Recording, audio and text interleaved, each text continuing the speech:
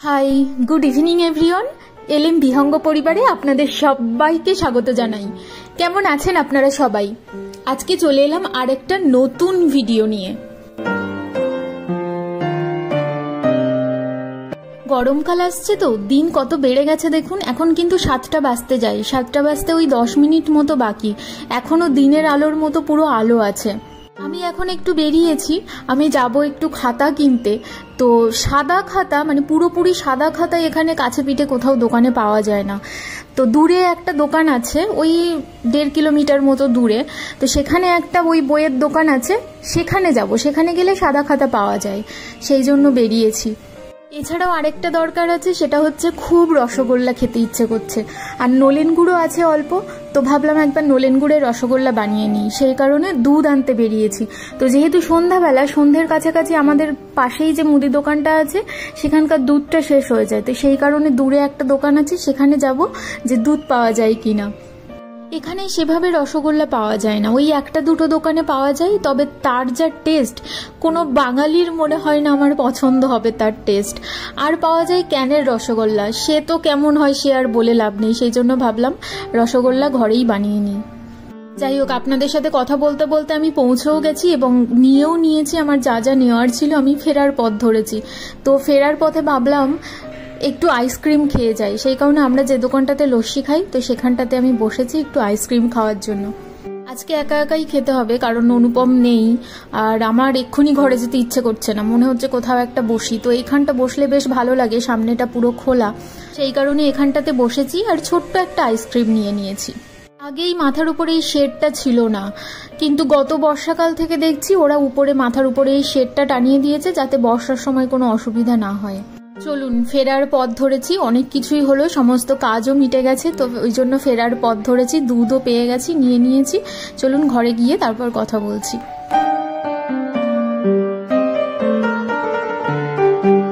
অনেক কিছুই বাজার করে এনেছি। এই যে ব্রেড এনেছি, এখানে একটা ছোট্ট বাঁধাকপি এনেছি, কলা, বিট, আঙুর, আর নিয়েছি 2 প্যাকেট এরকম ফুল ক্রিম দুধ।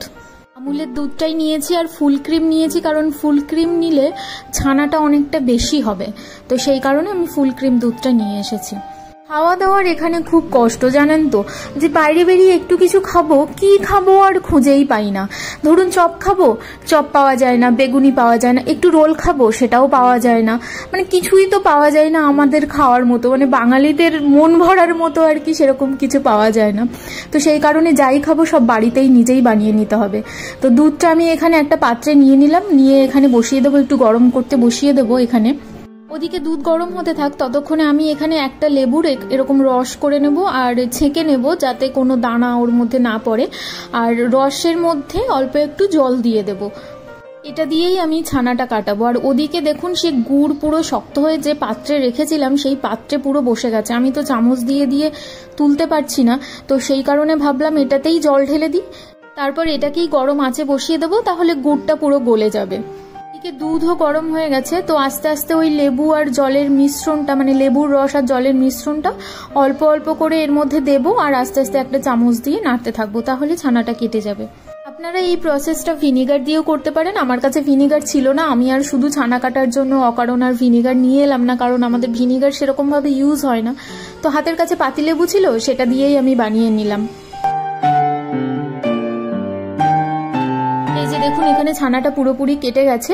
এবার আমি একটা স্টেনার নিয়ে ছানাটা আর জলটা আলাদা করে নেব। আপনারা একটা সুতির কাপড় নিয়ে সুতির কাপড়ের মধ্যে দিয়ে সেটাকে বেঁধে ওর উপরে একটা শিল চাপা দিয়ে রাখতে পারেন, কিন্তু আমার হাতে অতটা সময় নেই, সেই কারণে আমি একটা স্টেনারের মধ্যে নিয়ে নিয়েছি। নিয়ে খুব ভালো করে বারবার জল দিয়ে ধুয়ে নিলাম, যাতে পাতিলেবুর গন্ধটা চলে যায়। তারপর এরকম করে হাত দিয়ে চেপে চেপে সমস্ত জলটাকে ঝরিয়ে নিয়ে আমি ছানাটাকে আলাদা একটা পাত্রে নিয়ে নেব।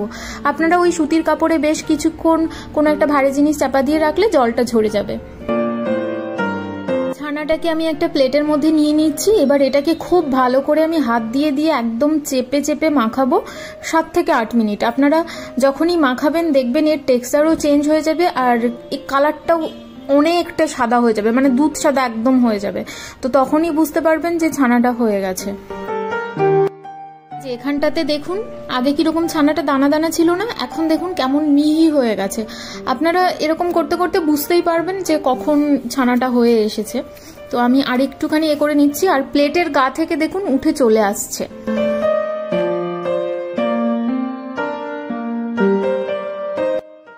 এবার আমি এখান থেকে ছোট ছোট করে কেটে গোল্লা পাকিয়ে নেব। একটু ছোট ছোট গোল্লাই করব, কারণ যখন রসে দেব তখন ফুলে কিন্তু অনেকটা বড় হয়ে যাবে, সেই কারণে আমি ছোট ছোট করে গোল্লা করে নিচ্ছি। এই যে এখানে বেশ অনেকগুলোই গোল্লা হয়েছে, আমরা তো দুজন খাবো, বেশি দরকারও নেই, সেই কারণেই 1 লিটার দুধ এনেছিলাম। তো এবার আমি এখানে গুড়টাকে জালে বসিয়ে দিলাম। আমি আর আলাদা কোনো পাত্র নিইনি, যেহেতু গুড়টা এই পাত্রটার গায়েই লেগে আছে, তো সেই কারণেই আমি এই পাত্রটাতেই একেবারে বসিয়ে দিলাম, দিয়ে আমি এটাতে জাল দেব। আপনাদের কাছে যদি লিকুইড গুড় থাকে তাহলে সেক্ষেত্রে জলটাকে গরম করে তার মধ্যে জলটা ফুটে উঠলে তার মধ্যে গুড়টা দিয়ে দিতে পারেন। তো এখানে আমার জলটা ফুটে গেছে, গুড়ের যে রসটা সেটা ফুটে গেছে। এবার আমি আস্তে আস্তে করে গোল্লাগুলোকে ছেড়ে দেবো, আঁচটাকে একটু কমিয়ে দেব, দিয়ে তারপর গোল্লাগুলোকে এখানে ছেড়ে দেবো। ভীষণ খুশি লাগছে আজকে মনটা যে রসগোল্লা খাবো, আর গোল্লাগুলোকে যখন এর মধ্যে ছাড়ছি না, মানে দেখতে এত ভালো লাগছে আর আনন্দও হচ্ছে। তো গোল্লাগুলোকে এর মধ্যে দিয়ে আমি আঁচটাকে বাড়িয়ে দেবো এবং বেশ কিছুক্ষণ ফুটিয়ে নেব এটাকে।